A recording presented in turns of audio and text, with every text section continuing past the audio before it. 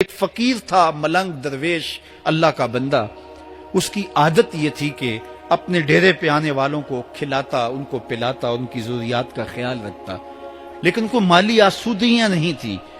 ہوتا یہ تھا کہ بعض اوقات لوگ آتے تو ادھار لے کر کے وہ لوگوں کو کھلا دیتا.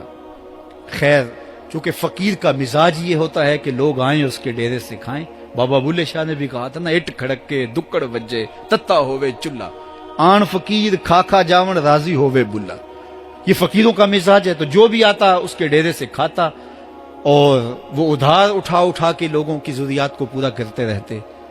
وقت آخر آ گیا، جن لوگوں نے ادھار دیا تھا وہ سارے تقاضا کرنے آ گئے.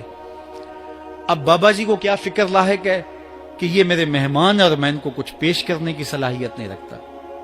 ایک بچہ تھا، وہ کچھ سامان بیچ رہا تھا، پتیسا بیچ رہا تھا یا کوئی اور چیز بیچ رہا تھا. اس نے گلی سے گزرتے ہوئے آواز لگائی، خادم کو کہا سے بلا کے لاؤ.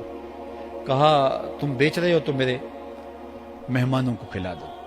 بچہ بڑا خوش ہوا کہ میں سارا دن گلیوں میں گھوم کے یہ پتیسا بیچنا تھا، اب یہ ایک جگہ ہی سارا فروخت ہو گیا تو یہ تو موج لگ گئی، میں جلدی گھر چلا جاؤں گا، میری ماں خوش ہوگی. تو سارا ان مہمانوں کو کھلا دیا گیا. اور اس کے بعد کہا بابا جی پیسے. کہا تم بیٹھ جاؤ، جب ان کو ملیں گے تو تجھے بھی مل جائیں گے. وہ بیٹھ گیا، 2 4 10 منٹ بیٹھا تو بچہ تھا پھر کھڑا ہو گیا، بابا جی پیسے. کہا جب ان کو ملیں گے تو تجھے بھی مل جائیں گے. پھر آدھا گھنٹہ گزرا تو پھر اس نے کہا بابا جی پیسے، میری ماں میرا انتظار کر رہی ہے، ہمارے گھر کا چولہا اسی سے جلتا ہے، میں یہ پیسے لے کر جاؤں گا اور میری ماں کوئی ہنڈیا خریدے گی اور ہم شام کا گھر کا کوئی سلسلہ کریں گے. کہا بیٹا جب ان کو ملے گا تو تجھے بھی مل جائے گا. بچے نے رونا شروع کر دیا. یتیم بچہ تھا، اس کا سارا آسرا یہی تھا. اس نے رونا شروع کر دیا. جب بچہ رویا اللہ کی رحمت کو جوش آیا. کوئی مرید نذرانہ لے کے ان بزرگوں کے پاس آ گیا اور اشرفیوں کی بھری ہوئی تھیلی پیش کی.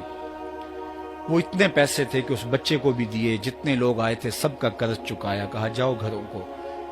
تو سب نے کہا بابا جی ہم صبح سے بیٹھے ہوئے تھے تو یہ نذرانہ دینے والا صبح سے نہیں آیا تو اب کیسے آ گیا؟ کہا صبح سے تمہارے اندر کوئی رونے والا نہیں تھا، ایک رونے والا آیا تو باقیوں کا بھی کام بن گیا. بعض اوقات کسی ایک شخص کی وجہ سے باقیوں کی خطائیں بھی معاف ہوتی ہیں.